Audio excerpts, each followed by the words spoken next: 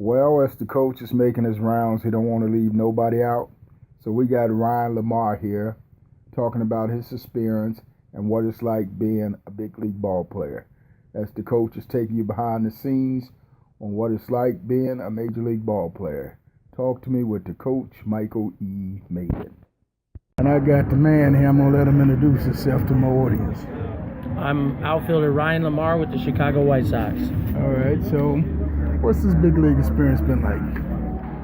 It's been a dream come true. I was fortunate enough to make my debut in 2015, but only got little bits and pieces of it for the first couple of years. So this is really my first extended taste kind of up here, and it's really a dream come true. It makes all those times, you're doubting yourself for all that hard work you put in the off seasons, all those, moments, ups and downs throughout the minor leagues. It really makes it all worth it.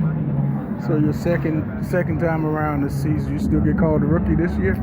Yeah, I mean, especially in Minnesota, I had a lot of those rookie duties, but you come over here and there's so many young guys on the team that, there's guys that are younger than me and that have been here for less than I have. So they don't necessarily call me, rook or rookie anymore, but I try to still, do the little stuff that you got to do.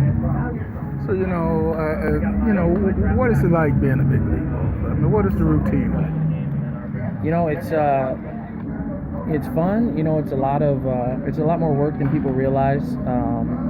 A lot of people just assume you get to the game, hour and a half before the game. But for a 7 o'clock start, I'm usually here around 12:30, 1 o'clock.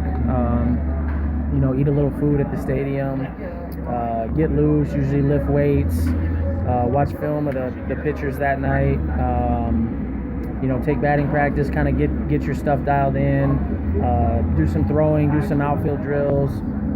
Then by the time 4:30, 5 o'clock hits, you're usually out there doing batting practice, and you get ready for the game. But I mean, they're long days. You're here from 12, in the afternoon till about 11 o'clock at night, and you go home and you try to decompress. But when you're in the bright lights and you're playing big games, there's so much. You're so emotionally invested that it's kind of hard to come down. It's kind of hard to get some sleep, but you just try to rest up and stay even keel and do it again the next day. So, man, at one point in time, you was a fan watching this game, idolizing these players. How do you make that adjustment being on the field with the quote-unquote stars of the game? That's a part that you really got to get over as a young player. You see all these great players. You see them on TV all the time, hitting home runs, striking guys out, making good plays, and you really got to, you got to really not pay attention to who you're playing against. It's the same game whether you're playing here or whether you're playing back in high school. It's, the pitcher still throws from the same distance, the hitter still hit at the same home plate. It's just something you got to kind of get over, and really just go out there and compete. And I would always tell my guys, the only difference between the high school, the college, and the major league game is the game is quicker, the competition is better, and you eliminate the ones that can from the ones that cannot. Yeah, that's a good point. I feel like at this level, a lot of them, if you get to the big leagues, you have the tools to play in the big leagues. From there, it's kind of, upstairs. It's how you can handle failure. How you can deal with those slumps, how you can deal with those hot streaks. You try not to get too high, you try not to get too low. You try to execute the basic plays, and really just have the belief in yourself that you belong here. So when you walk in this locker room and you see the other guys, I mean, what do it make you put pressure on yourself to want to do well, and when you get in the lineup to succeed? Yeah, definitely. You definitely.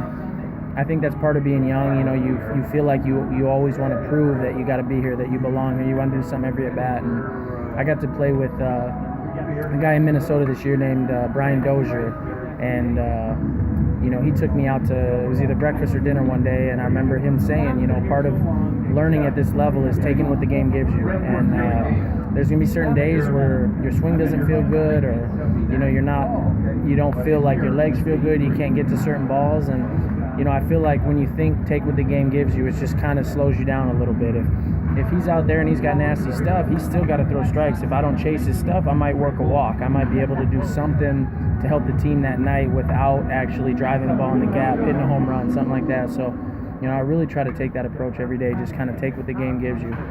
So you got to master the mental part of the game. Absolutely. That's the biggest difference between the minor leagues and here is the mental part of the game. It's the focus. It's the concentration. It's understand that you belong and kind of letting your talent come out instead of pressing and always worrying about what my swing looks like, what my mechanics on the mound look like, how I'm fielding this ground ball. You just kind of you get that belief, that trust in yourself.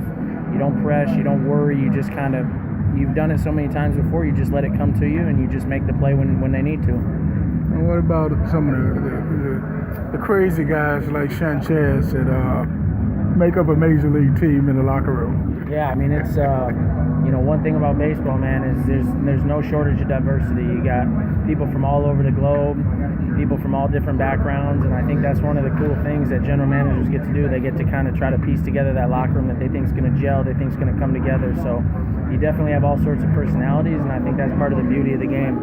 And I know, again, having coached college ball, high school ball, I mean, it's a lot of bonding and a lot of behind-the-scenes friendship that goes real deep on a team. Oh, yeah. I mean, guys, you're with each other so much. You're at hotels, you're going to breakfast, going to dinner, on plane rides. Everyone shows up to the field, like I said, at 1 o'clock. You're not leaving till 11. So, these guys become your brothers. These guys become the guys you go to battle with. They've been through the same things you've been through. The ups, the downs are there to pick you up. If you don't get the job done, hopefully the guy behind you in the lineup gets the job done. It's just it's a unique work environment, but it's something that you cherish. Coach Siggy Youngsters behind the scenes with the man, RL. All right. Thank you very much. Thanks for having me. All right. Thanks a lot.